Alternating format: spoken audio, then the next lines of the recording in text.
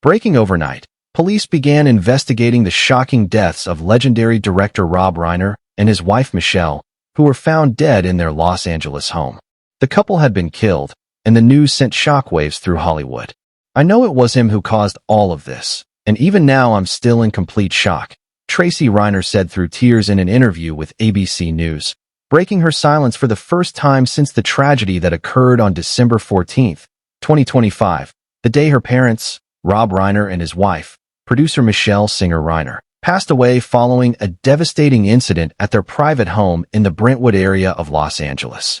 It was not only the moment a daughter lost her parents, but also the moment Tracy began to reveal painful truths behind a tragedy that left the entire industry shaken.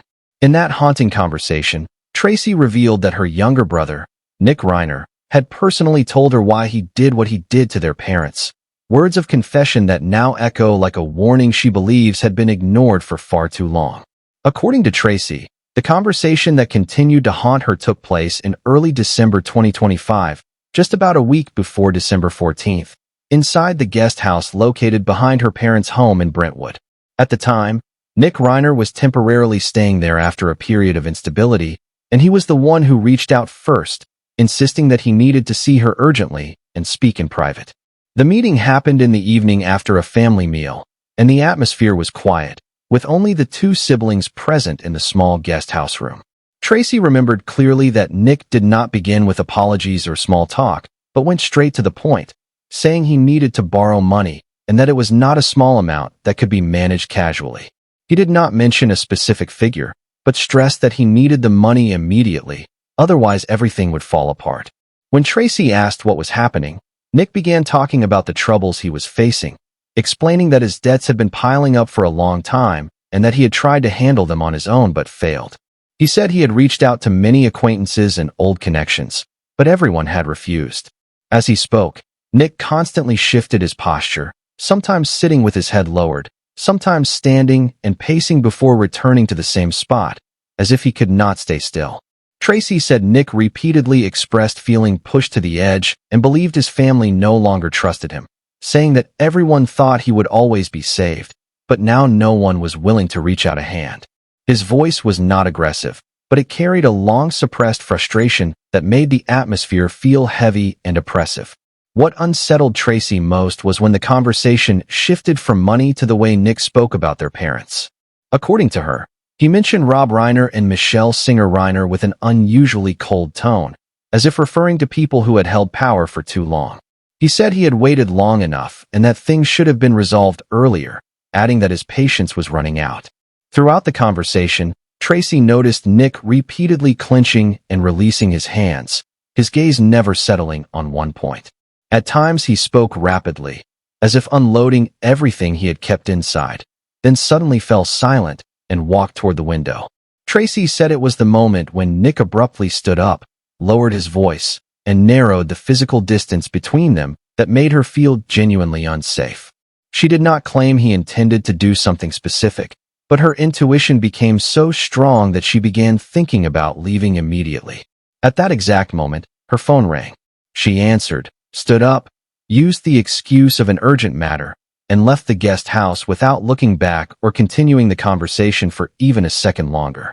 As she walked to her car, her hands were shaking, and the anxiety did not fade after she got home, but stayed with her in the days that followed. She considered telling her parents everything but hesitated, believing she might be overreacting and not wanting to add strain to the family with Christmas approaching. It was only after the tragedy unfolded on the afternoon of December 14, 2025, when devastating news was confirmed and early details were reported by major outlets, that Tracy said every detail of that early December conversation suddenly connected. She realized it had not merely been a failed request for money but a clear sign that Nick was in an extremely dangerous state, both mentally and circumstantially. From that private conversation, Tracy believes a larger issue had already surfaced, one where money was no longer isolated but deeply tied to negative patterns and mounting pressure Nick had carried for many years. "I don't see a person who changed in just a few months," Tracy said, explaining that she saw the same behaviors repeating over and over from very early on.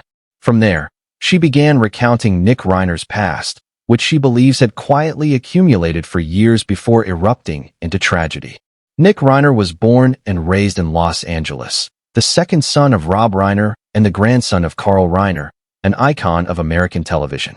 Tracy said Nick grew up with material comfort but showed early signs of impulsive behavior, being easily triggered and having difficulty accepting limits. As a teenager, Nick gravitated towards social circles outside the family, stayed out late, lived recklessly, and gradually drifted away from a stable lifestyle. According to Nick's own later interviews, everything began around the age of 15, not because of hardship, but because his mind felt constantly noisy and he wanted to quiet his thoughts. Those early experiments led to repeated stays in treatment facilities over many years. Tracy said the family sent Nick to multiple rehabilitation centers across California, sometimes for months, sometimes for shorter periods. But each time he returned home, he struggled to adjust, became irritable, and quickly searched for ways to escape boundaries. Nick admitted in a 2016 interview that he hated being forced to settle down and said that once he had fallen deep, his family background no longer meant anything. Tracy said this was something the family heard repeatedly and understood as a sign that he was not ready to stop. After years of cycling through treatment, Nick developed another habit: gambling.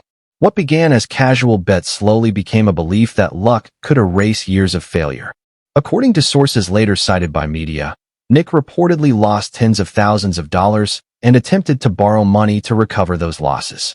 Tracy said the family discovered multiple instances where Nick had borrowed money secretly and lied about its use, reacting strongly whenever confronted and insisting no one understood him. She recalled him saying that he only needed one more chance and everything would be fine, but in reality, each attempt only deepened the debt and pressure. There were short periods when Nick appeared stable, particularly around 2015 when he worked with his father on the film Being Charlie, which he described as part of his recovery. The film's dialogue mirrored words Nick often used in real life about wanting to quiet the noise in his head.